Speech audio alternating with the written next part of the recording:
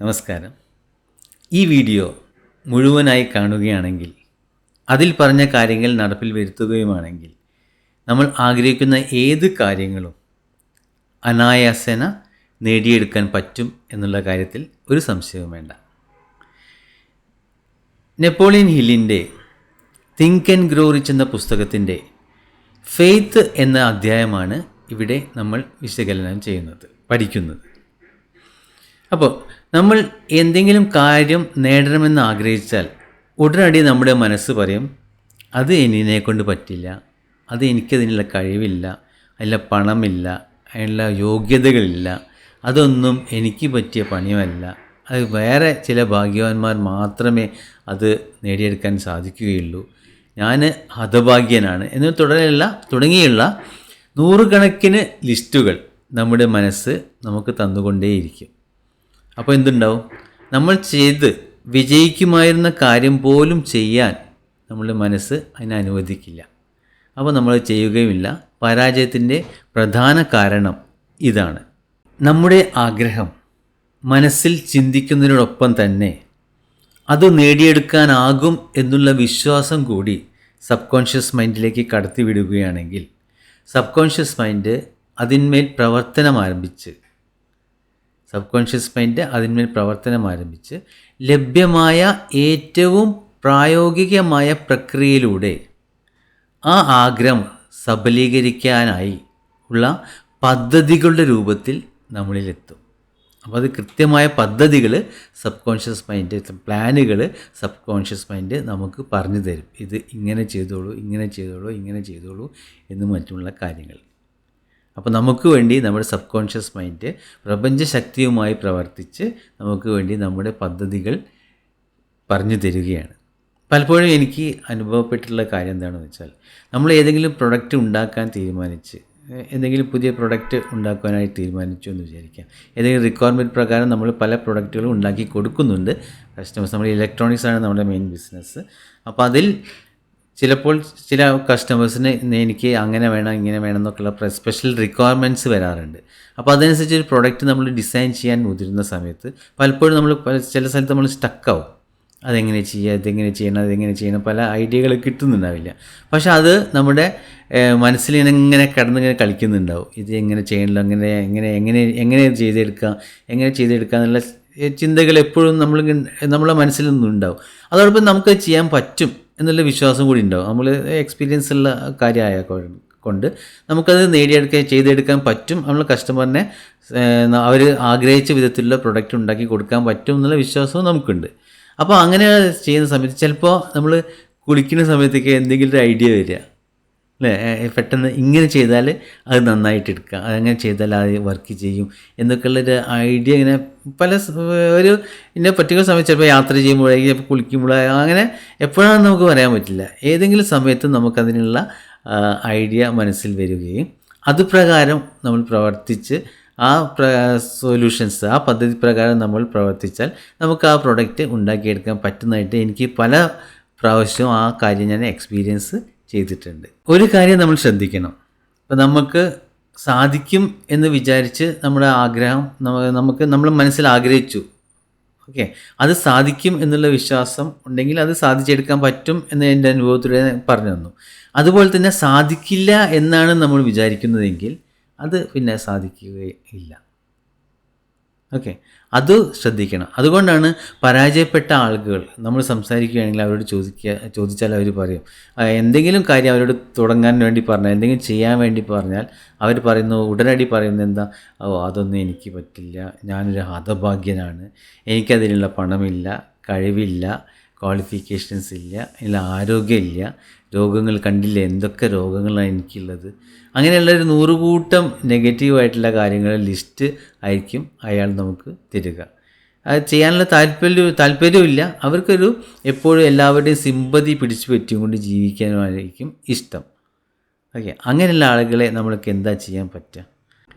എൻ്റെ ജീവിതത്തിലൊരു എക്സ്പീരിയൻസ് പറയാം. ഞാൻ അറിയുന്ന ഒരാളാണ്. അയാൾക്ക് അത്യാവശ്യം കഷ്ടപ്പാടും ബുദ്ധിമുട്ടൊക്കെ ഉണ്ട്.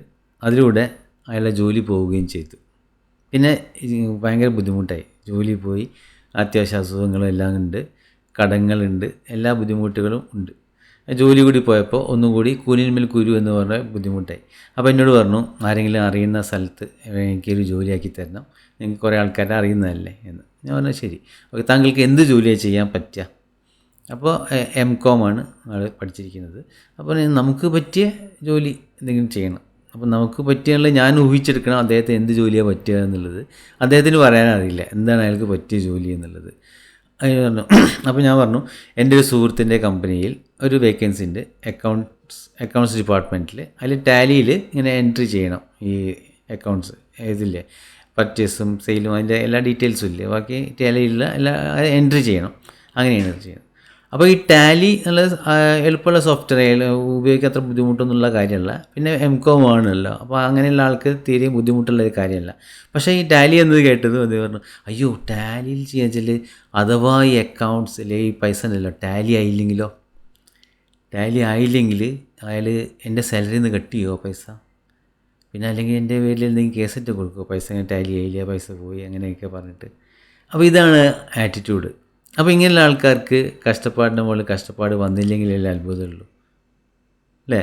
ഈ കാര്യം എനിക്ക് ഭംഗിയായി ചെയ്യാൻ പറ്റും എന്ന് വിശ്വസിക്കുന്നതിന് പകരം, ഓക്കെ, ഇത്രയും ഞാൻ MCOM ചെയ്ത എനിക്ക് ഇത്രയും ചെറിയൊരു ജോലി എനിക്ക് സുഖമായിട്ട് ഒരു ബുദ്ധിമുട്ടും കൂടാതെ വളരെ ഭംഗിയായിട്ട് ചെയ്യാൻ പറ്റും എന്നുള്ളതും, ആ ജോലി ഭംഗിയായി ചെയ്തിട്ട് എനിക്ക് പിന്നെ ആ കമ്പനിയിൽ നല്ല പുരോഗതി ഉണ്ടാകാനും വേറെ പ്രൊമോഷൻ കിട്ടുവാനും നല്ല അത്യുന്നതങ്ങളിൽ എത്തുവാനുള്ള കഴിവും സാധ്യതയും ഉണ്ട് എന്നുള്ളത് ശ്രദ്ധിക്കാതെ ഈ ടാലി ആയില്ലെങ്കിലോ അത് എൻ്റെ ജീവിതത്തിൽ പ്രശ്നമാകില്ലേ, എൻ്റെ സാലറിയിൽ നിന്ന് പൈസ കട്ട് ചെയ്യുമോ, എനിക്കെതിരെ കേസ് കൊടുക്കുമോ എന്നൊക്കെ ചോദിക്കുന്ന ഒരാളുടെ മെൻറ്റാലിറ്റി നമുക്ക് മനസ്സിലാക്കിക്കൂടെ?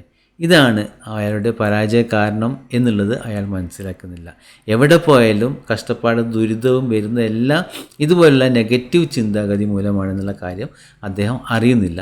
അതാണ് ഈ കഷ്ടപ്പാടും ദുരിതങ്ങളും അനുഭവിക്കുന്ന ആളുകളുടെ മഹാഭൂരിപക്ഷം ആളുകളുടെയും പ്രധാന പ്രശ്നം അതാണ്. അവരുടെ പ്രശ്നം അവർ തന്നെയാണ്, അവരായിട്ട് ഉണ്ടാക്കിയെടുക്കുന്ന പ്രശ്നങ്ങളാണ് എല്ലാതും എന്ന കാര്യം അവർ അറിയുന്നില്ല. അപ്പോൾ അതുകൊണ്ട് നമ്മൾ സാധിക്കും എന്ന് വിചാരിക്കണം എപ്പോഴും. ഏതെങ്കിലും ആഗ്രഹം നമ്മൾ മനസ്സിൽ ചിന്തിക്കുമ്പോൾ ആ ആഗ്രഹം സബലീകരിക്കാനുള്ള കഴിവുകളുണ്ട്, നമുക്കത് സാധിച്ചെടുക്കാൻ പറ്റും എന്നുള്ള വിശ്വാസം കൂടി നമ്മുടെ സബ് കോൺഷ്യസ് മൈൻഡിലേക്ക് കടത്തിവിടേണ്ടത് അത്യാവശ്യമാണെന്ന് നമ്മൾ കണ്ടു. എല്ലാ മതങ്ങളും പറയുന്നത് ദൈവത്തിൽ വിശ്വസിക്കാനാണ്.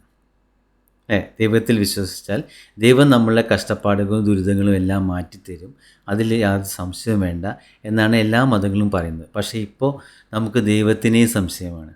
ദൈവം നല്ല എമൗണ്ട് കൂടിയ വഴിപാട് ചെയ്യുന്ന ആളുകൾക്ക് മാത്രമേ സപ്പോർട്ട് ചെയ്യുന്നുള്ളൂ. ദൈവവും ഇപ്പോൾ പാർഷ്യാലിറ്റി കാണിക്കാൻ തുടങ്ങി.